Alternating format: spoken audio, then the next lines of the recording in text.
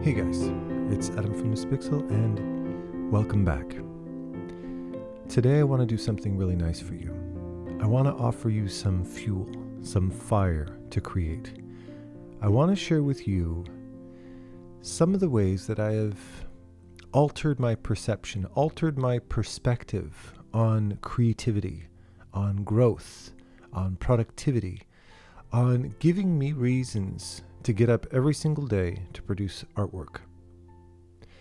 And I want to put it right out there right away. And I'm pretty sure I can speak not only for myself, but speak for a lot of other people out there, yourself very possibly included. I'm not always in the mood to produce art. Sometimes I'm having a lot more fun, checking out camera equipment online or playing games, or maybe I just feel like gardening, or maybe I just feel like sitting down and petting my cat for 3 hours. I don't always feel like drawing. However, what's changed between me 20 years ago, me 10 years ago, and me today is a little shift in my approach towards producing artwork in the first place. I had to find a way for it to inspire. And I'm using the word inspire instead of motivate. What I used to do was try to motivate myself to create. I would try to give myself reasons why I should do it. I tried to push myself through the pain of getting things started and hopefully creating enough inertia to get myself into a good momentum to be able to produce a piece of artwork. It didn't work that well. I found that more often than not, when I put myself in that type of headspace, I almost felt like I was fighting against myself to get anything done. It was kind of like trying to motivate myself to go to the gym. Well, why? Well, because I don't want to be out of shape. Why do I go to the gym? Well, because I want to be able to, be active and be nimble into my later years in life. I want to plan for my future. But these things felt, more often than not, outside of me. It didn't feel like something within. It felt like something that was pushing me or pulling me towards a destination. And very often, I wasn't really even sure where that destination was. I started to realize that motivation felt more like pushing myself through pain. It felt like punishing myself, or it felt like somebody else punishing me if I don't take that next step. And what I realized very shortly thereafter is that motivation is not sustainable. It's usually a temporary thing. You listen to some inspiring speech and it motivates you to get up and do something that day. You look in the mirror and you feel like shit, so it motivates you to go to the gym that day. And then you work out and you feel really good. And then you reward yourself by going and eating half a chocolate cake, right? So motivation is something that is usually fleeting. It's temporary. It's more often than not externally driven, which is not something that you can take ownership of. It's not something that you can control and manipulate to suit your desires. What I like to do instead is inspire myself, or at least position myself around inspiration, place myself in an ecosystem of things that feed me on a deep artistic fundamental level. So when I don't feel drive, when I don't feel the physical desire to do something, I can shift my mind over to the things that inspire me, and that inspiration pushes me forward. It's my inspiration that takes control. I'll share with you examples of how I do this in my own life, the type of things that inspire me. I want you to take a moment to think about some of the artwork that I've produced over the last several years. Think about the theme, the overlying theme to what it is that I've produced over the last several years.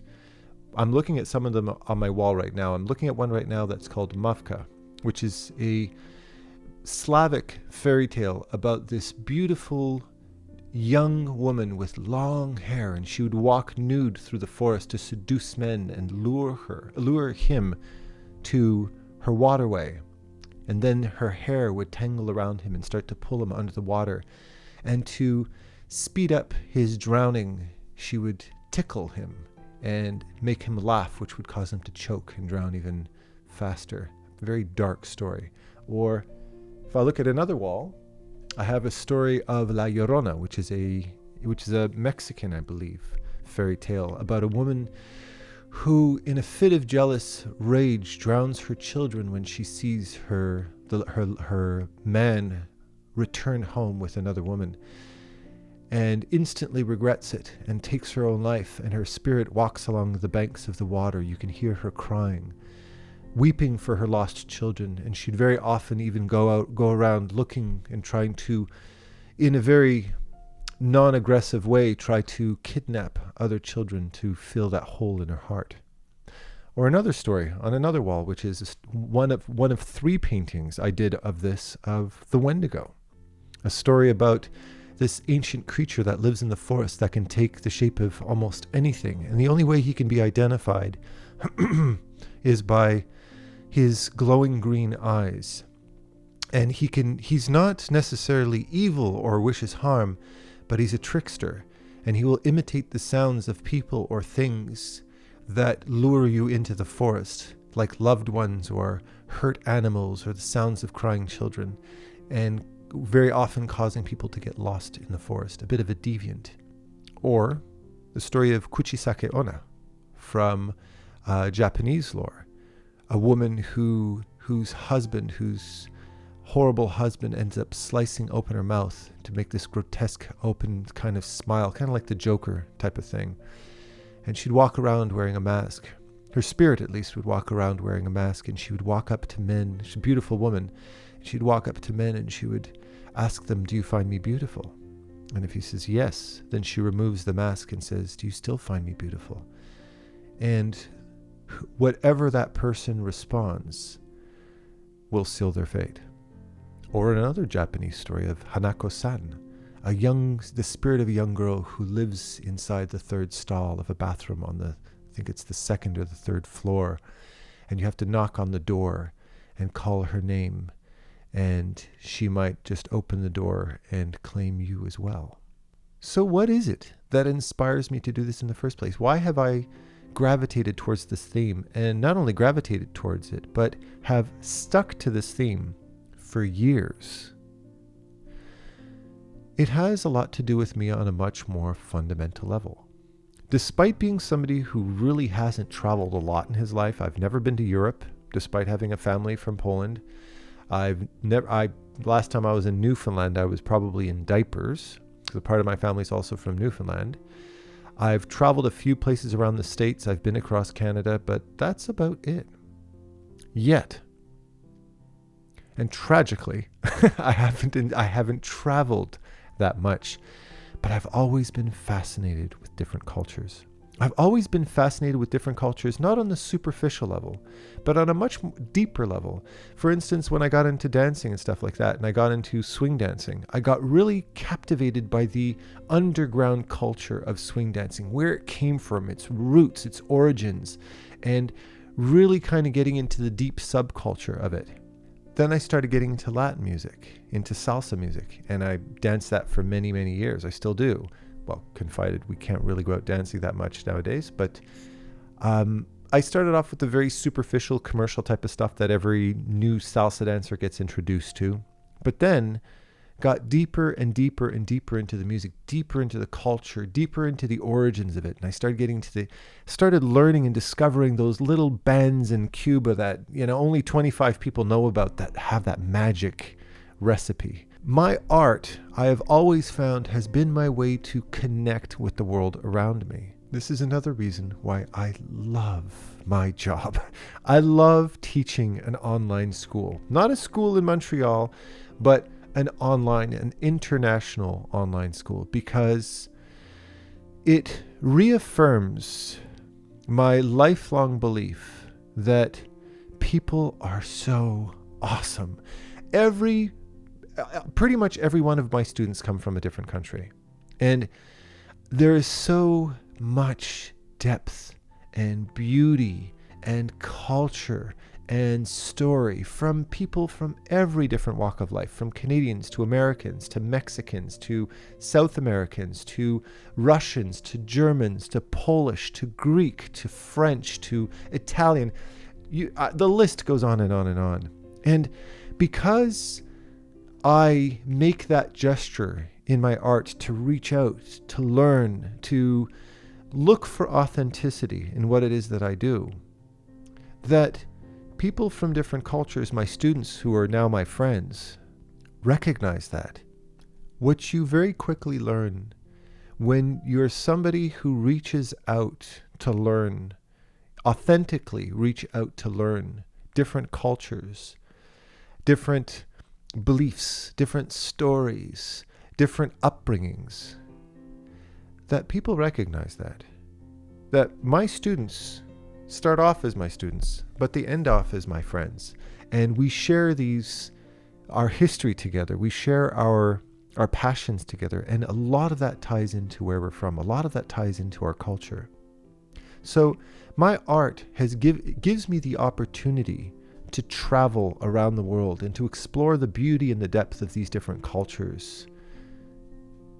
But I don't even have to take a step. All I have to do is turn on my computer and start drawing. All I have to do is go online and research these things. So what's actually fueling my desire to create is, if you think about it, as big as the planet. Because anytime I need to reach out to find inspiration, it's already sitting there waiting for me. It might be no surprise to you that my next few paintings are all going to be based off of Greek stories and Greek mythology. Greek stories and Greek mythology is something that many of us are very familiar with. There's many movies that have been made based on it. And there's a lot of different books and stories that we've heard, video game characters that have been made based off of very famous Greek mythology. And I know to date, at the time that I'm recording this, I've only learned these different stories superficially. But now that I'm planning on producing this artwork, it's giving me an excuse to start to get to know them on a much more personal level, to start digging into this culture from the perspective of a Greek person who's grown up with these stories. What would it be like for somebody like that to hear those stories versus somebody who watched a Greek-themed Hollywood movie? These are two very different things. One is a product, a commercial product, and the other one is the exploration of somebody's culture. It's an exploration of a part of this planet. And by exploring it and by capturing it artistically in the most authentic way that I can, I am also creating a friendship. I'm creating a reason to love my Greek friends even more than I already do. I love the fact that when I produce my art, when I'm producing these paintings, it's reminding me of my dear friends that I've made over the years through my school. It's reminding me of friends that I grew up with, my Greek friends that I grew up with. And there's much more motivation in me to produce this artwork than just sitting down, picking up a pencil and saying, what am I going to draw today? And what it's doing is it's putting me in a position, it's placing me in a position where I'm not sitting there thinking about what should I do next. It's instead putting me in the position of thinking, do I have enough time on this planet to paint all of the things that I want to paint? And trust me, that is more inspiring than you could ever possibly wish for. And I know that the more I produce art, the more I grow artistically. I won't only be gaining artistic skill, but I'm also going to be building my storytelling skills. I'm going to start to learn more and more how to capture more depth of a story through an image than I do today. I'm going to know so much more about the world around me, that I have all of these little keys to unlock little doors into different parts of the world that I know I will end up falling in love with. And it makes the world a more beautiful place to me, as it should to you. So my advice to you, what I want you to take away from this is, think about what matters to you the most on a fundamental level. Think about what types of things that you do when you're not painting, the things that you gravitate towards on a day-to-day basis that help you to keep your mind in a happy, comfortable place. And then find a way to tap into that resource of yours on a consistent, on a daily basis, to find reasons, excuses, inspirations, and themes to create art based off of. And I guarantee you that you will be able to henceforth abandon the notion of motivating yourself on a daily basis, because you are going to be inspired for the rest of your life. And with that said, of course, I love you all with all my heart. Gardiamu, and happy painting. Take care.